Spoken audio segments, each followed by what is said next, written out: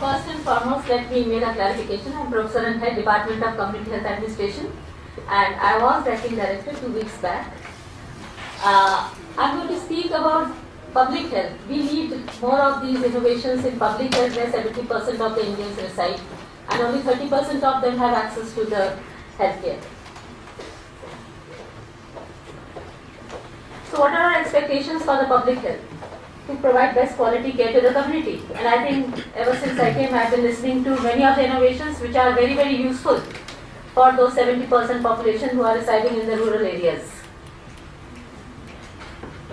Our 12 plan document by Government of India is also playing a lot of stress on the use of IT and use of mobile phones, use of Skype, telemedicine, other audiovisual medias for training and teaching. We have been hearing that since morning. My focus is on use of GIS in health. Why did we suddenly have this demand for medical technology? Because of trauma. And I would like to prioritize the groups which need really more care for IT. I know we have been speaking about all the clinical things in the morning. They are very, very essential. But something which are leading young people to die, something which old people need, and that is for the trauma, for the aging population, and newer treatments getting costlier. So we have heard about all the cut-in costs which can take place if we use the IT.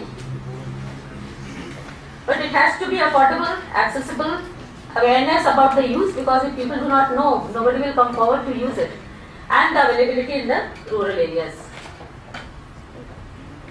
So now focusing on our aging population, our teaching, training, and our trauma centers, we know that these senior citizens are staying alone at home and they have nobody to take them to the hospitals also. Suddenly they fall sick.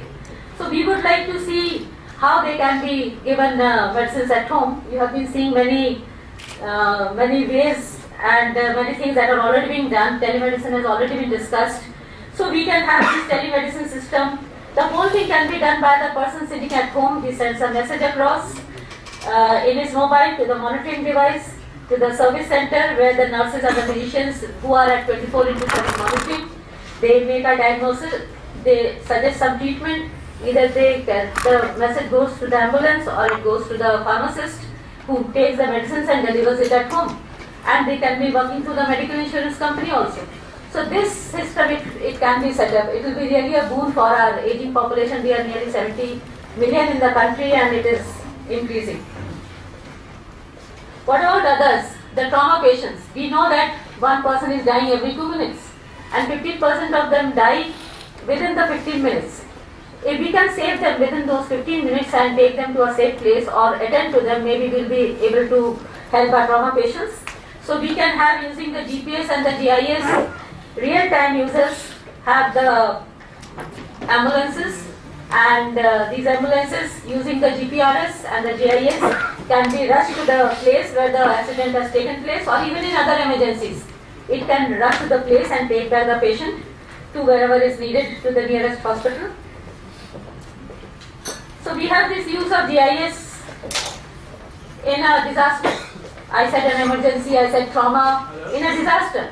And a disaster, through the GIS, you can focus on the area where you have to go, and then you can look for which are the nearest hospitals around, and then take the shortest route, again using the GIS and the GPRS to reach to the hospital in case of an emergency or a disaster or any accident. Of course, telemedicine will put you at the center and you can get, even people sitting in America are getting treatment here. So why not our rural people who are sitting in India only to get treatment in India through telemedicine? So what all can GIS do for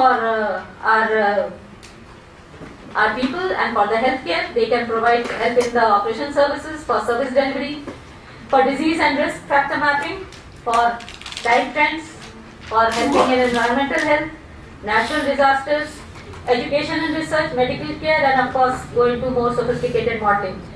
Another thing which I would like to focus on is the education and research, and since I am at National Institute of Health and Family Welfare, we are looking at all the trainings in the country as far as NRHM is concerned, and I think this IT training also becomes a very important part of our institute. We are already into forming platforms for e-learning training, and we are already using the Skype for monitoring the training across the country. I think that's a very good idea. We are using it for monitoring. That sitting at NIHW, we monitor the trainings taking place across the country just by using the Skype, which of course has to have a hardware, that is the tablet or the notebook or the computer has to be there. But at least we can use the Skype, speak, take lectures, see the arrangement, ensure the resource persons are there and the trainees are there. So that is one thing which we can use as far as IT is concerned for improving the quality of the training. But what are our constraints? We have lack of resources, and this is where I have come today to SOHM to see that the corporate social responsibility of our industries really take care of that they provide the resources, train manpower. We need more of training in IT. We can have any of these things, but each of them, which has been described today, needs lots of trained manpower, which we don't have in the country. So lot of training is needed. Lack of softwares. Of course, we have heard like the company Dimagi, they came up with a very good idea, and just let me tell you, just in the morning only before coming here, Intel is doing the same thing. They have also come up with the same thing, which also prepares reports and things. So many organizations are working on it, and I think for a big country like India, we do need many organizations. We should not look to one organization to do everything for the whole of the country. So we need more and more of you to help us in having an effective healthcare delivery system being implemented in the country. Lack of expertise needs to be there. Lack of data sharing people do not like. We need data not only on health, but for health we need data in other sectors also. Roadways, housing, water and sanitation. Dr. Pradeep Mishra said water and sanitation. First we need to look at that. So we need so many intersectoral convergence of data also, along with GIS, which we can help if there is sharing of data. And a policy needs to be there, like a policy for IT regulation, a policy for also sharing of data, inter-ministerial sharing of data, so that we can take use of IT properly and take it forward for having an effective healthcare delivery in the country. So our medical technology should be linked to CMEs, that is continued medical education in health institutes. We should have development of an affordable healthcare delivery model. Not the very expensive ones, and I look forward to our industries helping us in that, and expansion of, if not free, let's go in for the public-private partnership models. At least that way the industries can help us for having an effective healthcare delivery system in the country. And thank you for your patient hearing. Thank you very much, and thank you for giving me this opportunity to be with you here. Thank you.